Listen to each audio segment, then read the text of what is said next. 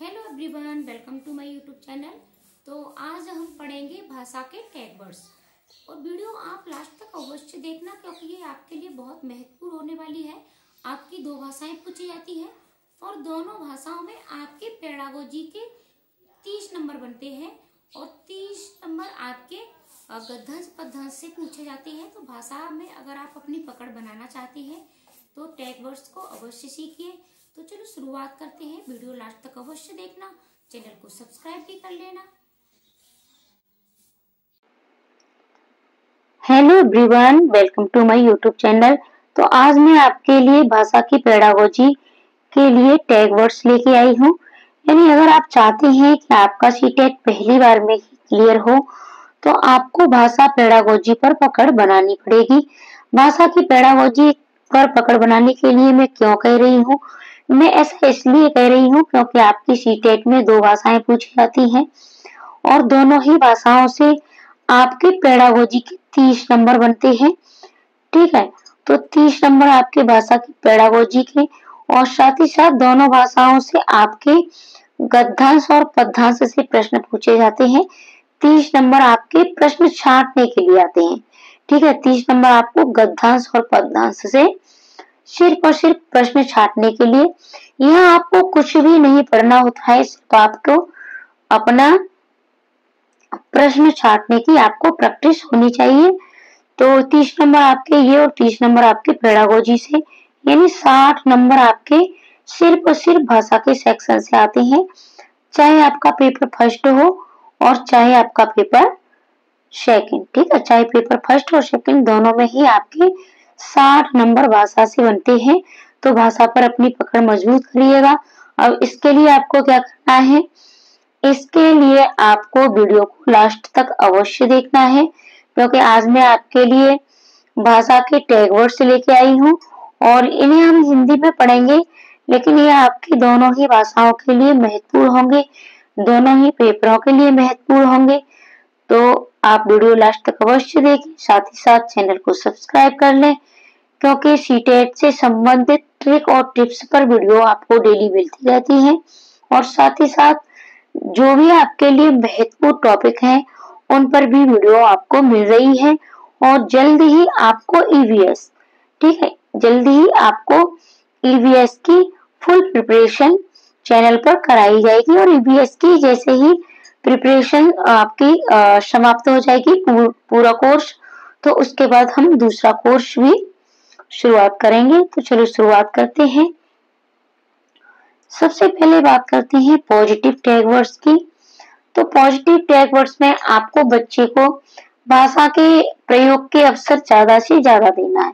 अगर आप चाहते हो कि बच्चे की भाषा अच्छी हो, बच्चा अच्छी तरह से भाषा सीख जाए, तो आपको बच्चे को भाषा प्रयोग के अवसर ज्यादा से ज्यादा उपलब्ध कराने हैं। यानी बच्चा भाषा का प्रयोग ज्यादा से ज्यादा करे, चाहे वो बोलने में हो, लिखने में हो, ठीक है, सुनने में हो, लेकिन सबसे ज्यादा बच्चा भाषा कब सीखता है, सबसे ज्यादा बच्चा भाषा बोलने से उसकी परिपक्वता आती है।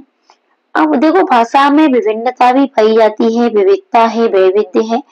तो आपको जहां भी विभिन्नता, विविधता, वैविध्य ये सब मिल जाए तो ये भी आपका पॉजिटिव पॉइंट होता है। यानी भाषा विभिन्नता पाई जाती है, अवश्य पाई जाती है। भाषा के विविध रूप होते हैं, वैविध्य प्रकार की भाषा, ठीक है, तो ये भी आपका पॉजिटिव हो गया। आपका प्रश्न सीटेट में पूछा जाता है कि आप बच्चों को भाषा सिखाने के लिए कैसा माहौल देंगे।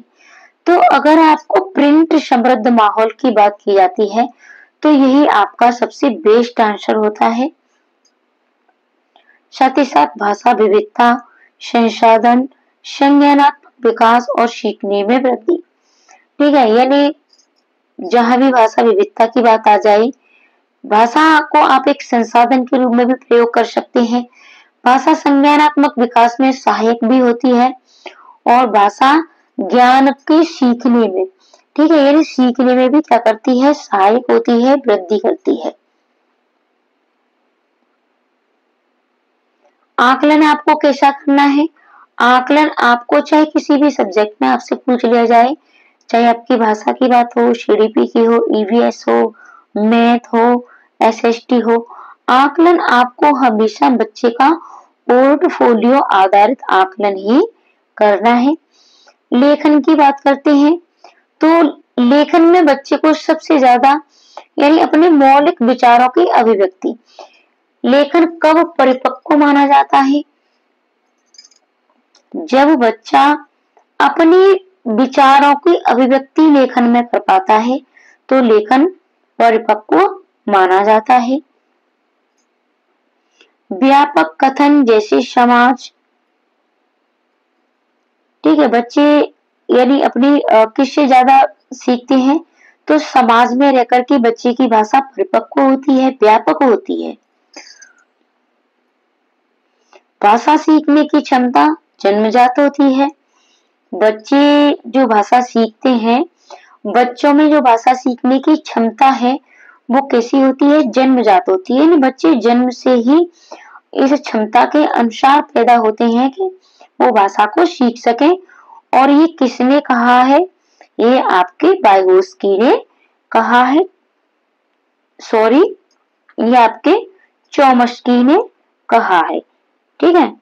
तो चोम्स्की साहब कहते हैं कि बच्चे में जो भाषा सीखने की क्षमता होती है वो जन्मजात होती है।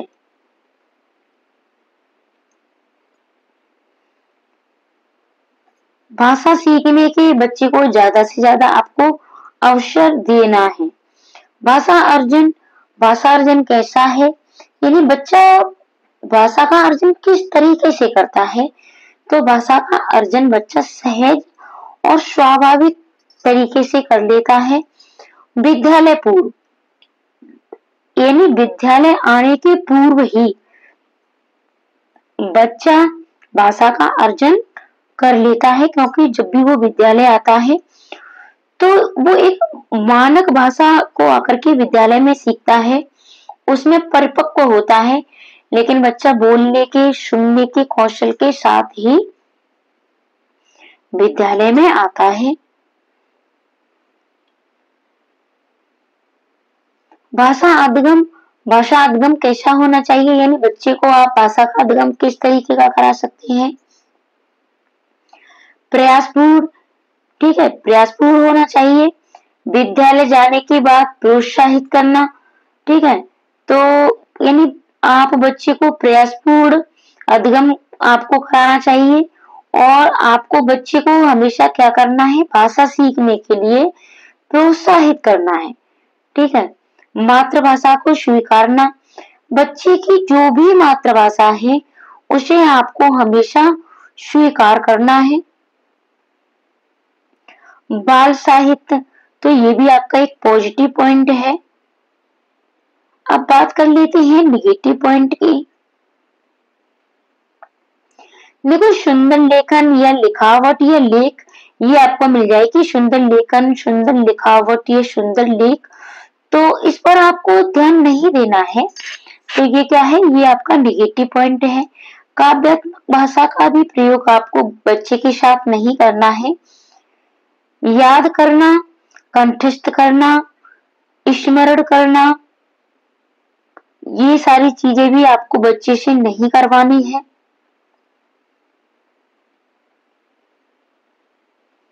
वैज्ञानिक शब्दावली का प्रयोग भी नहीं करना है।